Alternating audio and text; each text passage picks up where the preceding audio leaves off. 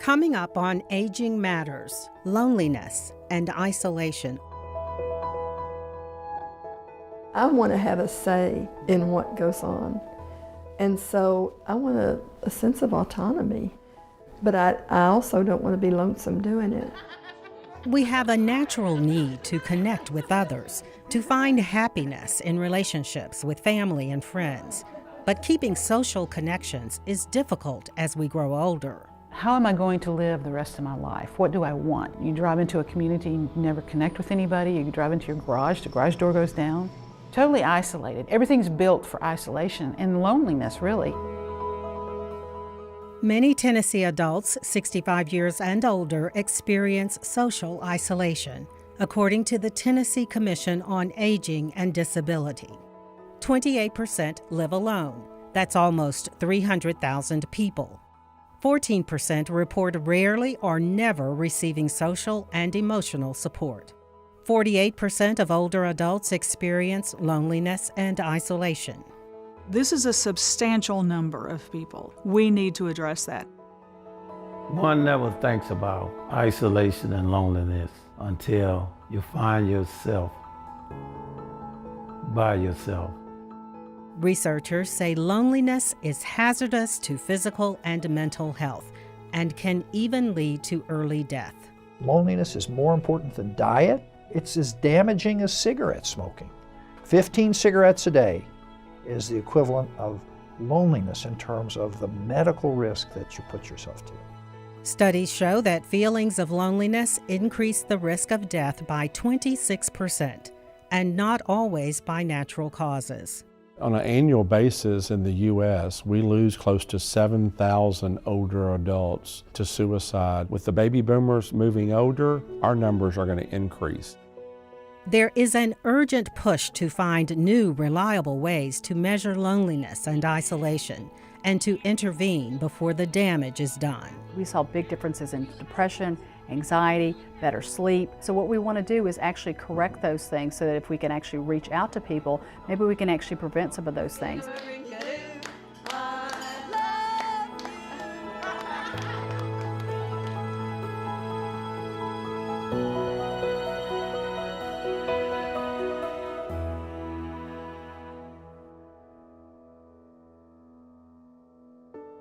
Major funding for NPT Reports, Aging Matters, is provided by the West End Home Foundation, improving the quality of life of seniors through the support of nonprofit organizations in Middle Tennessee, the HCA Foundation on behalf of TriStar Health, the Jeanette Travis Foundation, dedicated to improving the health and well-being of the Middle Tennessee community, and Cigna Health Spring.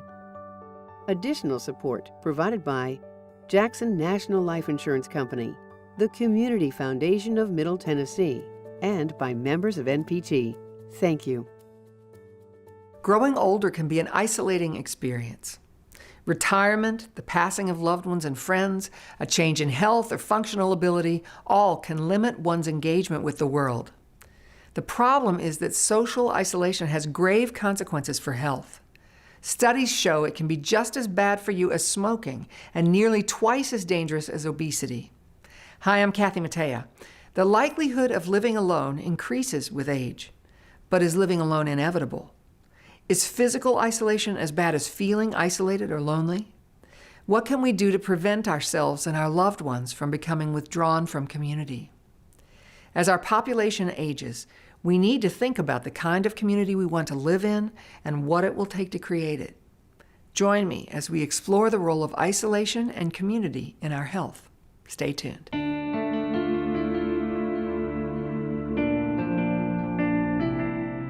This is our anniversary on 2010.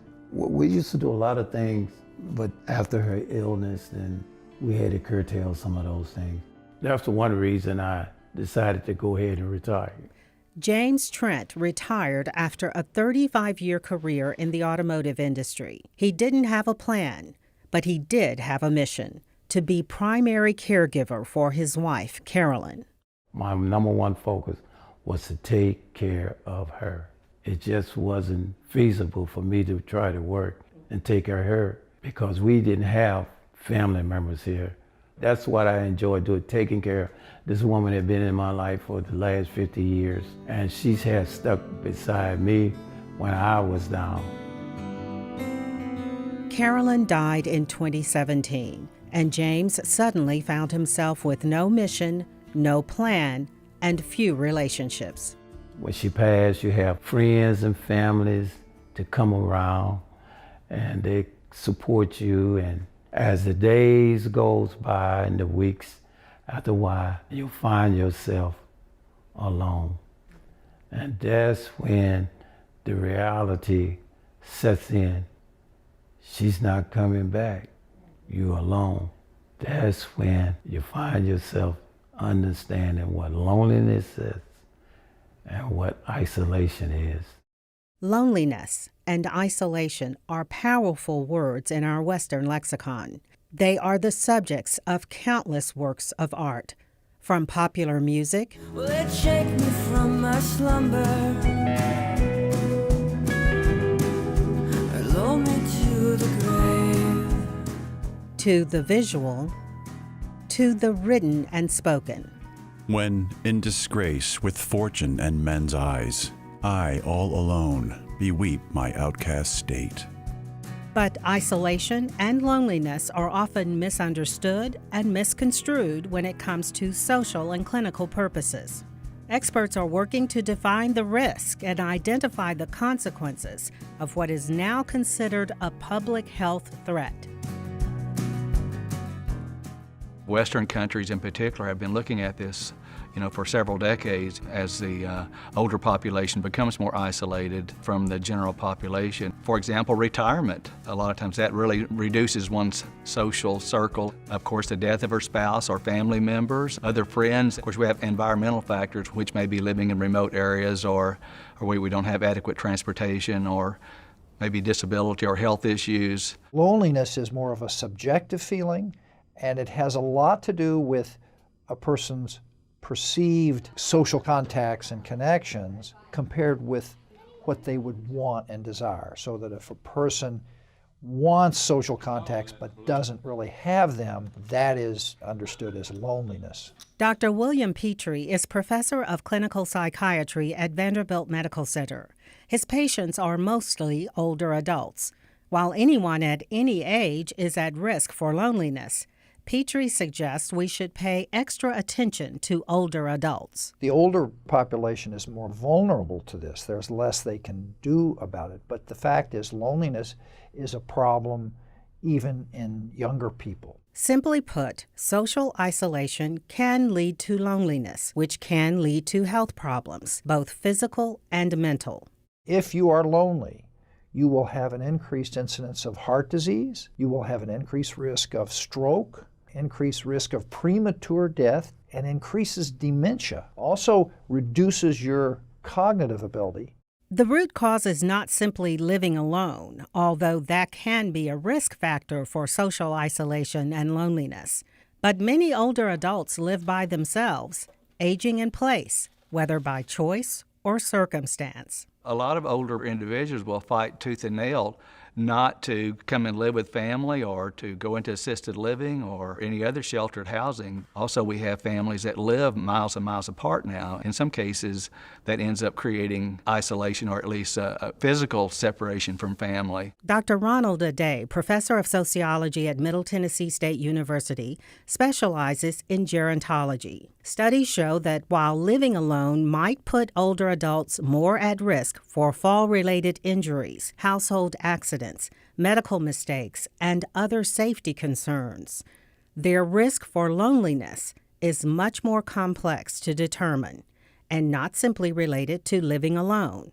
For some individuals, they may have a real small social network, but they may not necessarily feel lonely.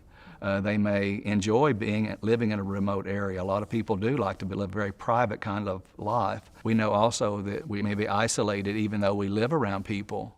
In today's society, we have neighbors, but we may not necessarily know who those neighbors are. It's not necessarily sometimes the number of people that we have, but the meaningful relationships that we have. In other words, someone can be lonely but not isolated, or isolated but not lonely.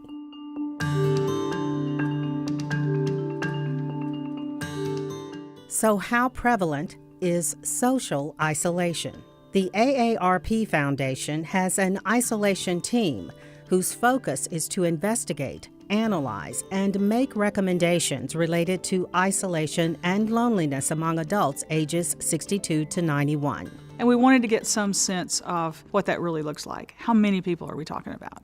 And so this survey indicates that most people over 50 don't experience loneliness or isolation, but almost 30% do occasionally feel isolated and experience loneliness, and 20% say that they do that on a regular basis. This is a substantial number of people. We need to address that. The study found certain characteristics are linked to social isolation. They include physical impairments like hearing loss and lack of mobility, psychological problems like depression and addiction, and a number of social challenges.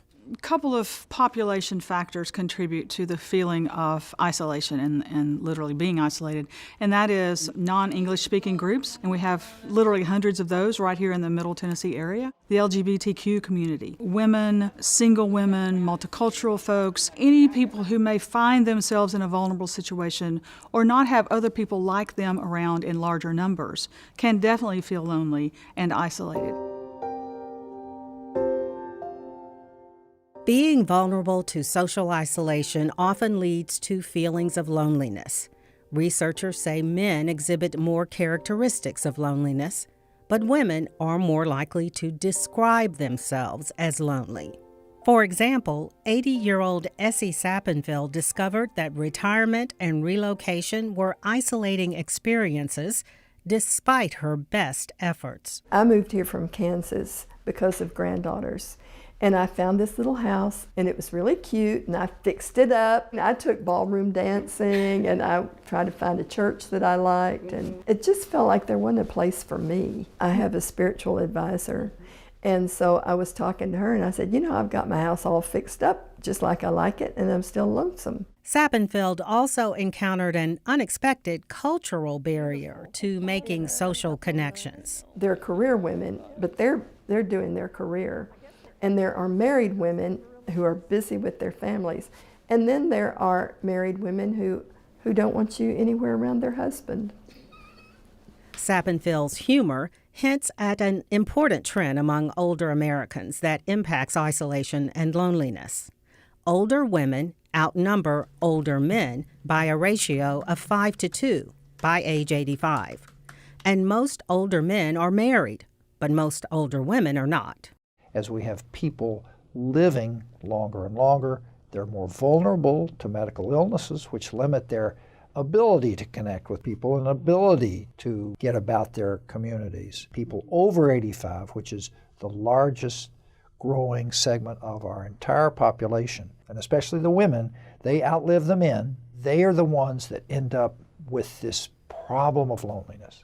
The link between loneliness and poor health is well established, but how it occurs is less clear. We think that there are mechanisms that operate through the endocrine and other system, and particularly stress hormones play a factor. Cortisol, epinephrine, norepinephrine. We think that loneliness increases stress-activated feelings. And there are other inflammatory factors that have been studied. So what you've got is this subjective symptom of loneliness, which causes medical illness and death. The risk extends to those who take care of older adults, caregivers. A lot of times people don't realize that they are isolating themselves because they figure, I've got somebody in the home, I'm talking to them. But if they look at their lives before they were in the caregiving situation and think about all the times they went out of the house for lunch with friends, an activity with their faith community, being able to go to the grocery store and not have to be home within an hour. Whatever she needs to do, if she could just come, I have a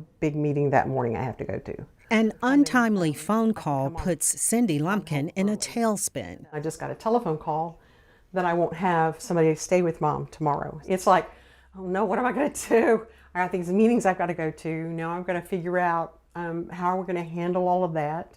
Lumpkin is primary caregiver for her mother, Lorraine. So she's been living with me since she was 78. and she's 101 now. And it's her body that's going, not her brain at this point in time. She gets worried when she can't remember somebody's name, and I'm thinking, oh, Mom, that's a daily occurrence with me. A couple of years ago, Lorraine's body started to decline, and both women are feeling the impact of that change. When she first moved in with me, it wasn't about being a caregiver. She did a lot of things like the laundry and a lot of the cooking, even though I cooked some too, and so it was kind of a great mutual relationship. We've had lots of laughs and tears. She has taken such good care of me. I do sometimes feel isolated because, I can go out and do things with friends, and now I've become a homebody just like her. I sometimes feel like I'm a little burden because I always have to have somebody with me, and it sort of ties her down. The guilt that caregivers can feel because they're leaving that person it's enormous. I get so concerned for her health, I don't think about my own. Don't sleep as well, and so therefore my body gets run down, and then I get sick, and I can't take care of her like I need to take care of her because I'm not feeling well. I have thought, well, what if something happens and I have to have surgery, and I'm laid up for 2 months? Who's going to take care of either one of us? Researchers say between 40 and 70% of family caregivers experience symptoms of depression, which can be linked to isolation and loneliness. Caregivers don't realize they were socially isolated until they're not in that caregiving situation anymore, ready to go back out in the world, and their friends may have moved away, the groups they participate in change. There is growing interest and necessity for tools to identify and measure loneliness in older adults.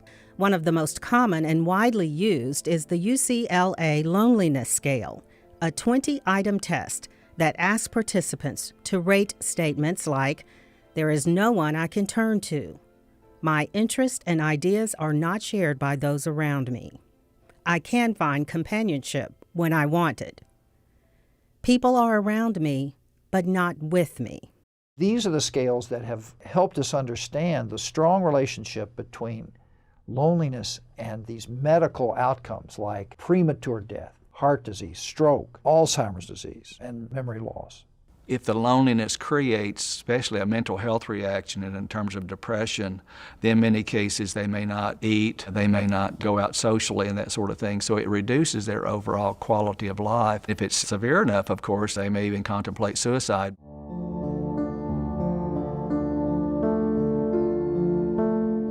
The one thing that happens when anyone passes away, when it's not a sickness or something like that, everybody asks, what happened? And I'm trying to figure out in my own mind, what could be so devastating that you would take your life like this? Annette Lake believes her father ended his life after retiring from a 40-year career as a truck driver.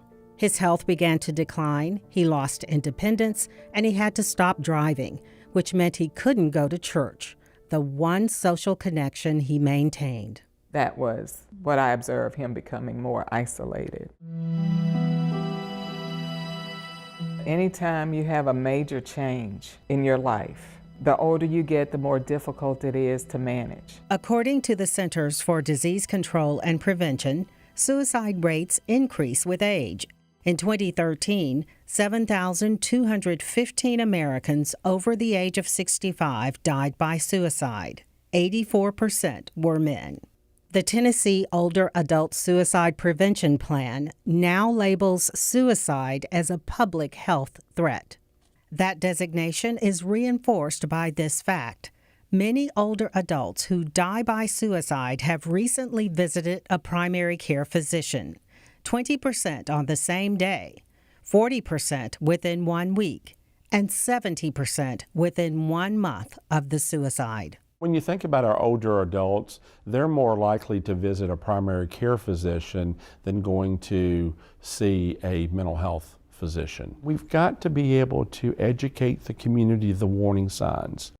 Common suicide warning signs are withdrawing from friends, hobbies, social activities, talking about suicide, death, or being a burden, preparing a will or final arrangements, giving away prized possessions.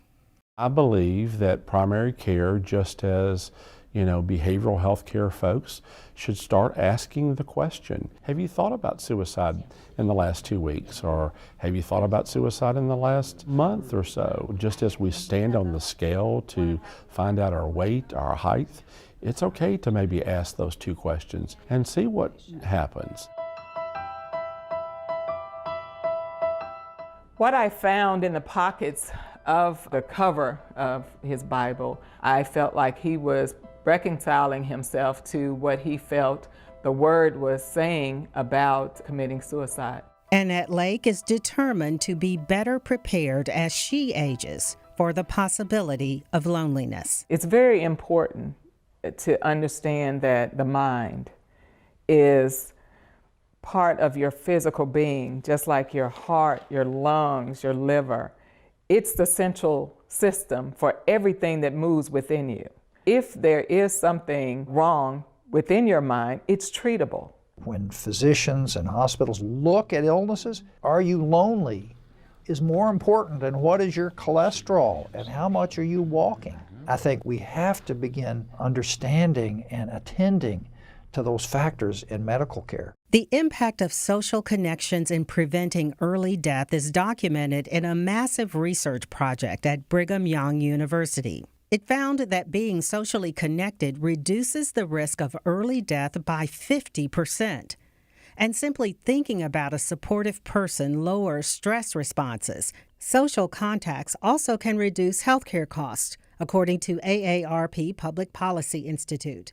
It estimates that Medicare spends $134 more monthly for each socially isolated older adult than it does for those who have typical social contacts. If people are already isolated, how do you connect with the people who are going to understand you, who are going to be connected with you? One solution might be using digital technology to reduce social isolation. They said, I'm going to talk to somebody else. So they kind of make me angry and mad. At Vanderbilt Kennedy Center, researchers are testing a social media platform with people who have developmental disabilities, another high-risk population for social isolation. Our folks already have a greater risk for depression, anxiety, health problems. So what we want to do is actually correct those things so that if we can actually reach out to people, maybe we can actually prevent some of those things. The other thing is parents are taking care of these kids. They don't move away, they live at home. So parents are also incredibly isolated. So we think if we can actually help get the kid more connected socially and reach out, then maybe the parents won't be so stressed. The 2-year isolation study was conducted in 10-week intervals with small groups of young adults with disabilities, helping them to learn social skills and build social connections. So using some of those de-escalation terms and techniques would probably be really helpful. Right. Early results indicate that participants are more socially engaged, and Ruth says this type of intervention could help other populations. How much can we really move the needle here? So for people who are older, I think the idea that if you could connect, and I think things like FaceTime and Skype, and we already know that for some of our older adults, if they can find those ways to connect, maybe there's not somebody face-to-face. A lot of our folks only have family and paid staff members as their kind of friends, but if we can find them to kind of outside of that comfort zone and hook up and connect with other people, then really we could do those things. A recent study found that internet use was associated with lower levels of loneliness among residents of assisted and independent living centers. And encouraging older adults to begin using the internet to communicate with others could help to enhance social contact and decrease loneliness. You got it looking easy. 6. The more we're learning about isolation, we are realizing that we can do something about it. And the quantifiable aspects are things like, are you engaged with a social group at least once a week?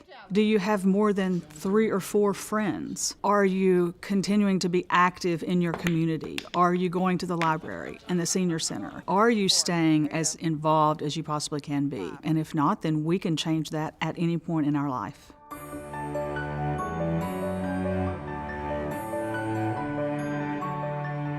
For some aging adults, the first step in preventing isolation is choosing to live in a community designed and built for bringing people together. It's called co-housing.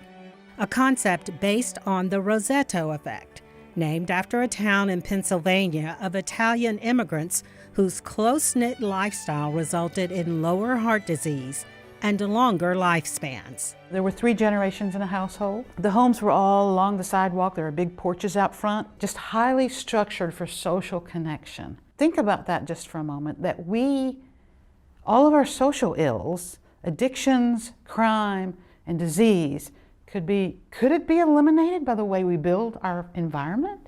Diana Sullivan, a Nashville realtor, wanted to live and grow older in such a community. She joined with a small group of like-minded residents to create a co-housing community in Germantown, the first in Tennessee, and one of fewer than 200 in the country. Where there are 25 homes and then the common house, that size community really builds empathy as opposed to a much larger group of people. And co-housing is built both for connection and for privacy.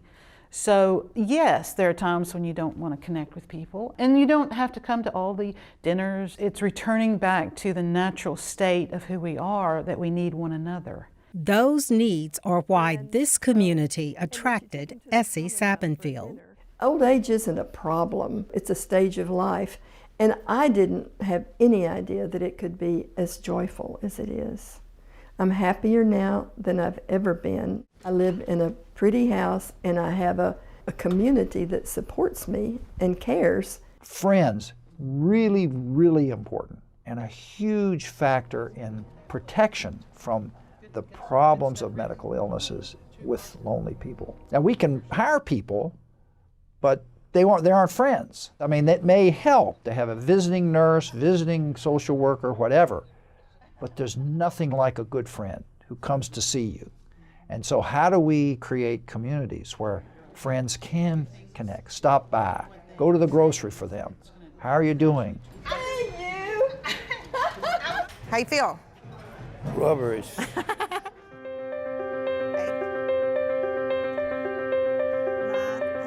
When you stop communicating, when you're lying in bed and not getting out of bed, then you know you're gonna have to do something.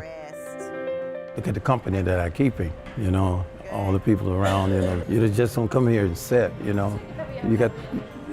interact, you move in, you activities all the time. You need some sort of outlet for yourself, both emotionally, and something physically that you can do. Seeking new environments where we can meet other friends and replace the old ones is a very important part of what we're looking at in the future as people live longer. And so creating those environments where they can come meet and experience this is very important.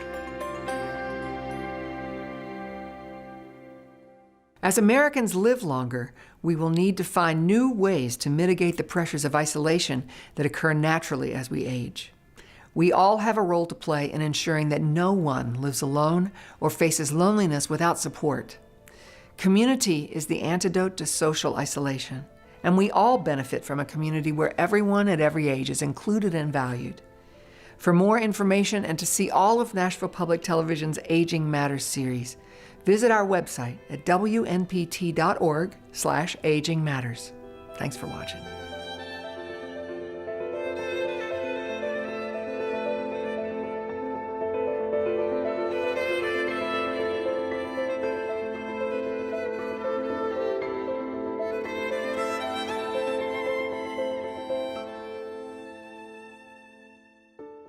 Major funding for NPT Reports, Aging Matters, is provided by the West End Home Foundation, improving the quality of life of seniors through the support of nonprofit organizations in Middle Tennessee, the HCA Foundation on behalf of TriStar Health, the Jeanette Travis Foundation, dedicated to improving the health and well-being of the Middle Tennessee community, and Cigna Health Spring. Additional support provided by Jackson National Life Insurance Company, the Community Foundation of Middle Tennessee, and by members of NPT. Thank you.